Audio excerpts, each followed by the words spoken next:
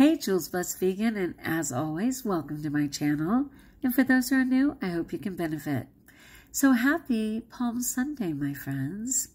And some people are like, happy? What's happy about Palm Sunday? That's the same irony as Good Friday. What's good about Good Friday? Wasn't Jesus killed?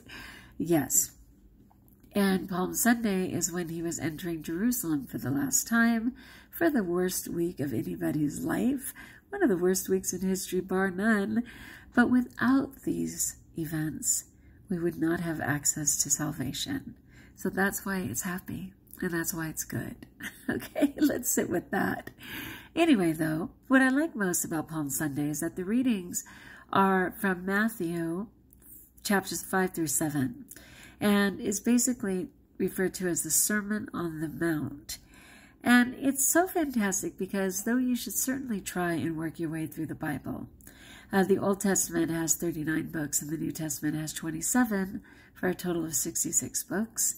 The important thing about it, the Sermon on the Mount in particular, is that it is just a great overview of Jesus's expectations of us and what he generally believed. Like, if you have to do a summary or synopsis of what you're trying to get across before someone dares to delve into the whole book, this is it. This is a really good one. So, as always, I will attach what I'm about to share. This is from the New International Version of the Bible, and I'll put it in the description of this video.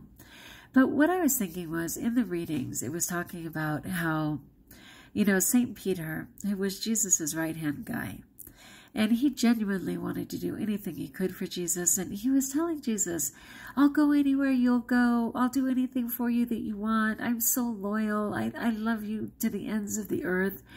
And Jesus was like, you know what, Peter, no offense, but you're going to deny me 3 times before the cock even crows once.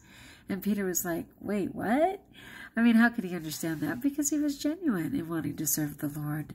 But no surprise, he absolutely did deny him in total fear. The difference, though, is that he was willing to ask forgiveness. He was willing to admit that he panicked and ask God for forgiveness. And that was his grace. Whereas Judas, of course, another of the original 12, turned Jesus over for 30 silver pieces, which is anywhere between $340 and $600. And it is thought that he genuinely was just thinking about making some money on the side, because he was like, we're doing all this for free. And Jesus gets out of every trouble he has. I don't think he imagined it was going to lead to Jesus's death. And he did ultimately collect that money and run back and say, my mistake, please take it back and let Jesus go. So he showed remorse. The difference, unlike Peter, who said how sorry he was and stuck around, Judas panicked and didn't believe that God was big enough to forgive him. And sadly, he ended up taking his life. So I'm not going to presume whether someone's in heaven or hell. I mean, because I don't know what someone does in their last breath, and that's all up to God. But I know he would have had a much greater chance at salvation had he thought that God was big enough to deal with that. And we all need to be able to believe that God is big enough, that nothing under the sun ever is a surprise to him, that he already knows. In fact, the only surprises are when we dare to exercise our free will and actually make a better choice. When he was thinking, yeah, pretty sure he's going to go in this direction, and you don't, I think all the heavens, the butterflies start going, the birds start singing, the lions purr and go, wait a minute, did they just make a better choice than we expected of them? I mean, I think that's refreshing from time to time, but mostly God is the best friend you'd ever had, because he so gets you, every bit of you, and only wants the best for you, and only sees us as we will be. How amazing is that? Could you imagine if we had the love to actually only see potential of what people will become? Wow, that would be amazing. Anyway, it's grace, and I can continue to pray for it. So I just wanted to say what the outline is of the Sermon on the Mount. And it starts by saying, now when Jesus saw the crowds, he went up on the mountainside and sat down. His disciples came to him, and he began to teach them. This is actually already starting at chapter 5. There's great stuff before this and great stuff after, but I think this is a great overview. That's a lot of greats.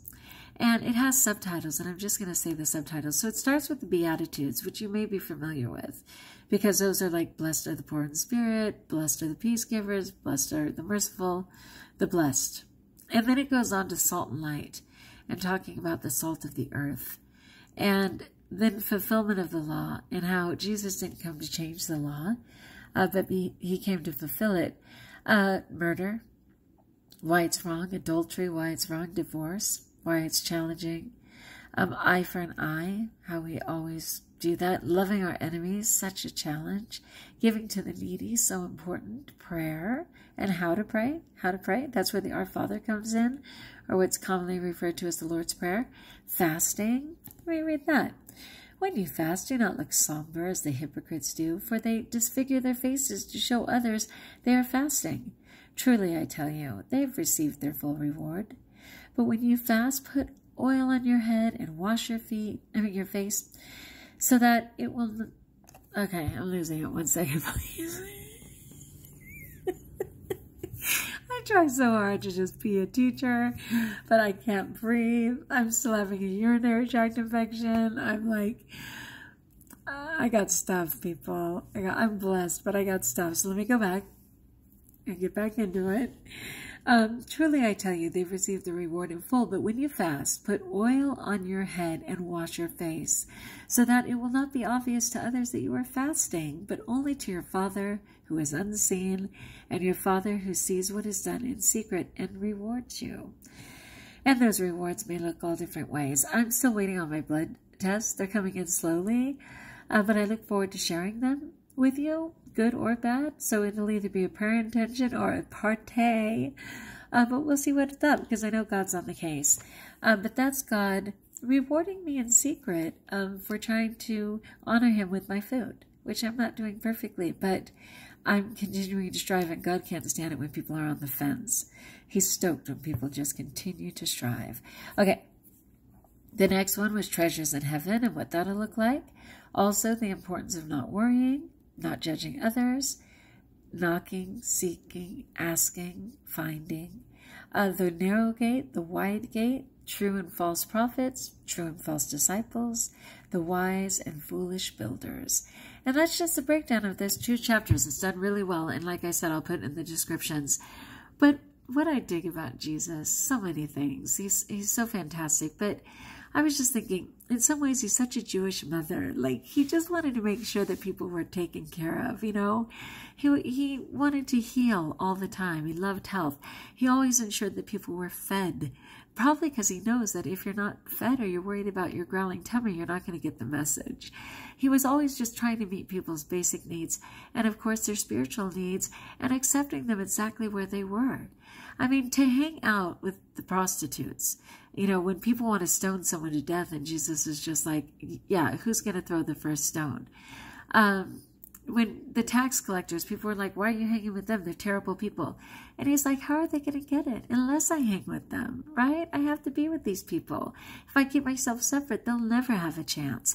And then the way that he would feed people. So like the fish and loaves, you know, it said there were 5,000 men, but also women and children. And they thought there was more like 14,000 people that he wanted to make sure were fed, first physically and then spiritually. And that's like his big deal. And then just like the common people, you know, that guy who was sitting on the street forever begging, completely blind, and he believed that Jesus could heal him. And Jesus took mud and just healed his eyes. And when he did, people didn't recognize him anymore. Oh, that wasn't that blind guy. Hello. He was sitting there for 28 years. Just because his eyes are open, you're going to say it's not him anymore? I mean, what is that with people? It's so weird. Are we that limited?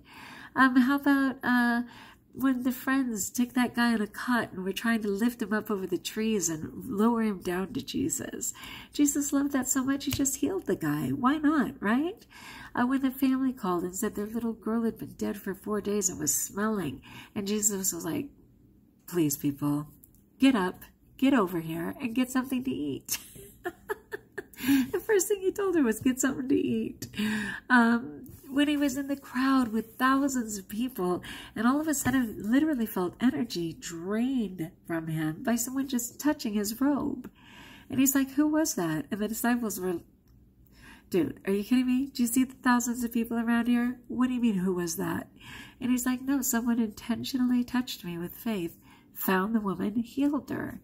You know, that's what he did all the time. Make sure they're nourished, first physically, so that they can even be present. Heal them physically so that they can be present. And then let them take in all the spiritual.